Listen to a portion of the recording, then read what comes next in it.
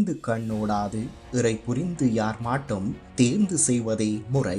எதனையும் நன்கு ஆராய்ந்து ஒரு பக்கமும் சாயாது நடுநிலையுடன் எவர் மீதும் பாரபட்சம் காட்டாமல் குற்றத்திற்கு உரிய தீர்ப்பை வழங்குவதே சிறந்த ஆட்சி முறை என திருவள்ளுவர் வலியுறுத்துகிறார். நீதியின் இந்த அடிப்படை கோட்பாடு இன்றைய இலங்கையின் அரசியல் மற்றும் சட்ட பின்னணியில் மீண்டும் பெரும் முக்கியத்துவம் பெற்றுள்ளது. கடந்த காலங்களில் இடம்பெற்ற கொடூரமான குற்றங்கள், பாரிய நிதி மோசடிகள் மற்றும் அதிகார துஷ்பிரயோகங்கள் தொடர்பான விசாரணைகள் தற்போது தீவிரமடைந்துள்ள நிலையில் அவற்றை தடுக்கவும் உண்மைகள் வெளிவருவதை தாமதப்படுத்தவும் சில தரப்பினர் தொடர்ந்து முயற்சித்து வருகின்றனர். குறிப்பாக 2019 ஆண்டு உயிர்த்த ஞாயிறு தாக்குதலில் 269 அப்பாவி உயிர்களை பலிகொண்ட சம்பவம் தொடர்பான உண்மைகளை மறைக்கும் முயற்சிகள், விசாரணைகள் முன்னேறும் ஒவ்வொரு கட்டத்திலும் ஒன்றன் பின் ஒன்றாக சிதைந்து வருகின்றன.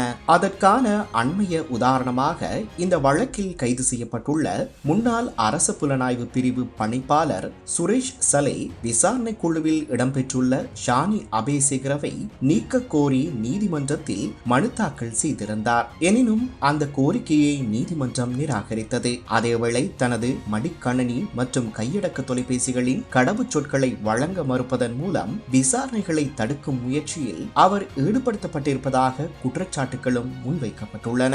மேலும் உயிர்த்த ஞாயிறு தாக்குதலுக்கு 3 வாரங்களுக்கு முன்னரே நீர்கொழும்பில் உள்ள தேவாலயம் ஒன்றில் ஆராதனையில் கலந்து கொள்பவர்களின் எண்ணிக்கை தொடர்பாக தகவல் திரட்டப்பட்டிருந்ததாக பொது பாதுகாப்பு அமைச்சர் ஆனந்த விஜயபால பாராளுமன்றத்தில் வெளிப்படுத்திய தகவல் விசாரணைகளின் முக்கியத்துவத்தை மேலும் வலுப்படுத்துகிறது.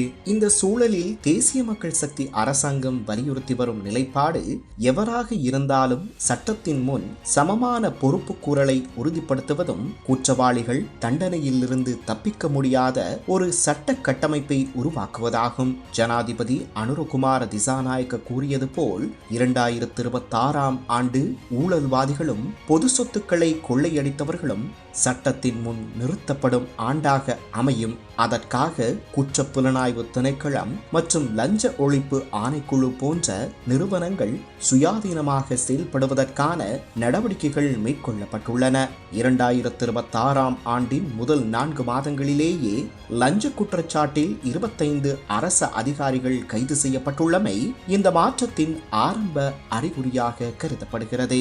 இந்த நீதி மறுசீரமைப்பின் ஒரு பகுதியாக நீதிபதிகளின் ஓய்வு பெறும் வயதெல்லையை உயர்த்துவதற்கான யோசனையும் முன்வைக்கப்பட்டுள்ளது.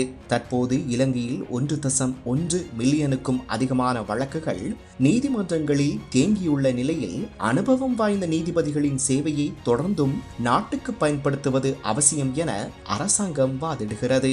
உலகின் பல நாடுகளில் கனடா, ஆஸ்திரேலியா, நியூசிலாந்து, ஜப்பான், தென்கொரியா, டென்மார்க் உள்ளிட்ட நாடுகளில் நீதிபதிகளின் ஓய்வு வயது 70 முதல் 75 வரை இருப்பதையும் இதற்கான எடுத்துக்காட்டாக சுட்டிக்காட்டுகின்றனர். மேலும் இந்த திருத்தம் எந்த ஒரு தனி நபருக்கும் நன்மை அளிக்கும் நோக்கில் கொண்டுவரப்படவில்லை என்பதையும் அரசாங்கம் வலியுறுத்துகிறது. முன்னாள் ஜனாதிபதிகள் மஹிந்த ராஜபக்ஷ, ரணில் விக்ரமசிங்க மற்றும் கோட்டாபய ராஜபக்ஷ ஆகியோர் தமது 70களில் ஜனாதிபதி, பிரதமர் போன்ற முக்கிய பதவிகளை வகிக்க முடியும் என்றால் இதில் உள்ள சிக்கல் என்னவென்று கேள்வி எழுப்புகின்றனர். எனவே இந்த யோசனையின் நோக்கம் குறிப்பிட்ட நபர்கள் யாரையும் காப்பாற்றுவது அல்ல, மாறாக நீதித்துறையின் திறனையும் செயல்திறனையும் மேம்படுத்துவது என்பதே அரசாங்கத்தின் நிலைப்பாடாகும். அதேவேளை ஊழலுக்கு எதிரான சர்வதேச மற்றும் சிவில் சமூக அமைப்புகளின் பரிந்துரைகளும் இந்த பயணத்திற்கு வலு சேர்க்கின்றன. சொத்து மற்றும் பொறுப்பு பிரகடனங்களை வெளிப்படையாக பகிரங்கப்படுத்துதல், சட்டவிரோதமாக சேர்க்கப்பட்ட சொத்துக்களை மீட்டெடுக்கும் சட்டங்களை மேலும் பலப்படுத்துதல், போதைப்பொருள் கடத்தல் மற்றும் அதனுடன் தொடர்புடைய அரசியல் வலையமைப்புகளை முறியடித்தல் போன்ற நடவடிக்கைகள் நல்லாட்சியை நிலைநாட்டுவதற்கான அத்தியாவசிய அம்சங்களாக கருதப்படுகின்றன. இறுதியில் இலங்கை எதிர்கொள்ளும் மிகப்பெரிய சவால் குற்றவாளிகளை கைது செய்வது மட்டுமல்ல, தண்டனையில் இருந்து தப்பித்து செல்லும் கலாசாரத்தையே முடிவுக்கு கொண்டு வருவதாகும். அரசியல் செல்வாக்கோ அதிகாரமோ பதவியோ சட்டத்தின் முன் பாதுகாப்பு கவசமாக இருக்க முடியாது என்பதையே ஒரு ஜனநாயக நாடு நிரூபிக்க வேண்டும். திருவள்ளுவர் கூறும் ஓர்ந்து கண் ஓடாது இறை புரிந்து யார் மாட்டும் தேர்ந்து செய்வதை முறை என்ற குறள் இன்றும் அதே அளவு பொருத்தமானதாகும். உண்மைகளை ஆழமாக ஆராய்ந்து எந்த ஒரு பக்கசார்புமின்றி உரியவர்களுக்கு உரிய நீதியை வழங்குவதே நல்லாட்சியின் அடிப்படை. அந்த இலக்கை நோக்கியே இன்று இலங்கையில் முன்னெடுக்கப்படும் நீதியும் பொறுப்பு கூறலும் சார்ந்த முயற்சிகள் நகர்கின்றன. அவற்றின் வெற்றியே எதிர்காலத்தில் சட்டத்தின் ஆட்சியையும் ஜனநாயகத்தின் வலிமையையும் தீர்மானிக்கும்.